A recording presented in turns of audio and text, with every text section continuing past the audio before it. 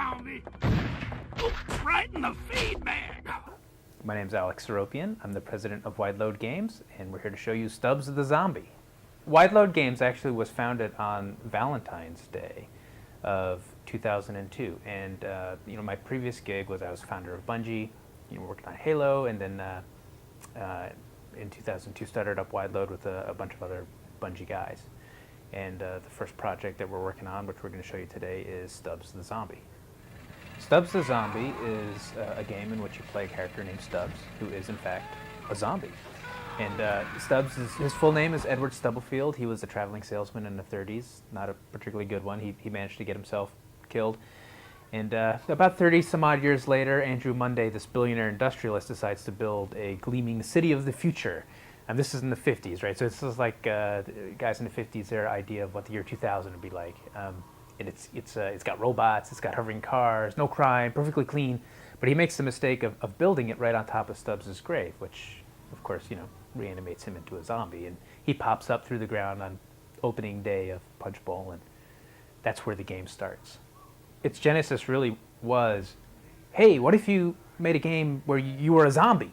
Because we all like zombie games, right? But, what if you played the zombie? And it was a really cool challenge for us because if you think about zombies, they don't run around really fast. They're not the smartest, bulb in the batch.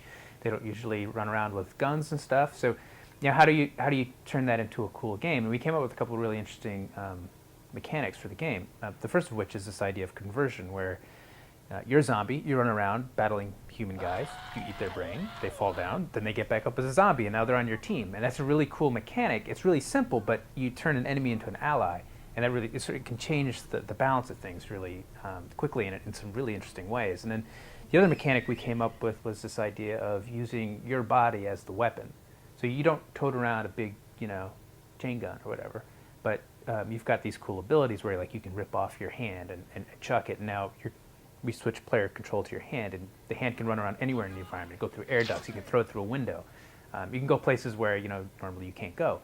And it also has this cool feature where with the hand you can possess any of the other characters in the game. So all the enemies that you encounter, they're all important, right? Because if you whack one, they come back as your teammate, or you possess them and use their weapon. So that's pretty cool. And then there's other body abilities that Stubbs has too, where he can rip a chunk out of his guts and throw it as a grenade, and he's got this ability called the Unholy Flatulence, which is like this area of effect attack. So those two things, like the conversion and the body as a weapon, those are sort of our big ideas. Those are like the core mechanics of the game. The game is built on the Halo engine, and there's a few areas where we've split off to do our own thing.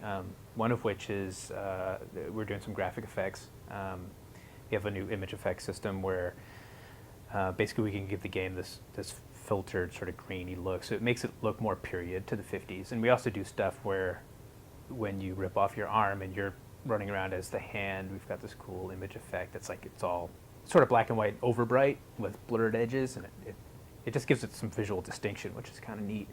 And another area where we're sort of going off on our own, charting our own territory, is with some of the stuff we're doing to the AI to make the zombies do what you would expect them to do, which is pretty neat. So the zombies will basically, they follow you around, they'll engage enemies that you're fighting, but you can also control them, and there's no interface to it. It's completely diegetic. It's in the world where you can shove a zombie and they'll go where you shove them, or you can call them over and they'll come to where you are. And as simple as that sounds, that push-pull mechanism, it's got some really cool effects where you could be hiding behind a tree or something and cover, right? And there's this dude with a giant chain gun out in the road.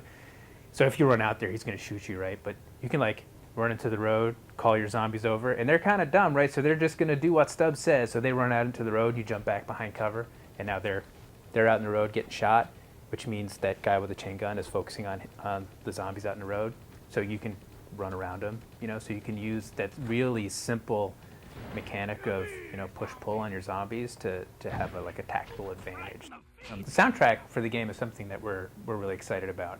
We've got some really great artists on it, like Death Cab for Cutie and Ben Queller, and some really cool songs that are inspired out of the time period of the game, like Earth Angel and My Boyfriend's Back, and a lot of really cool songs out of the 50s.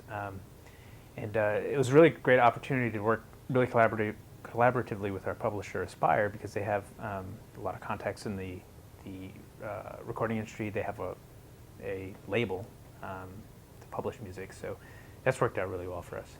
So look for Stubbs the Zombie coming in September 2005 from Aspire Media and Wide Load Games, coming to the Xbox.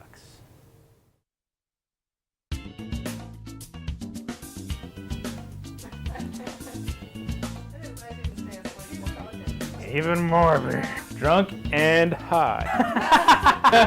It's cool.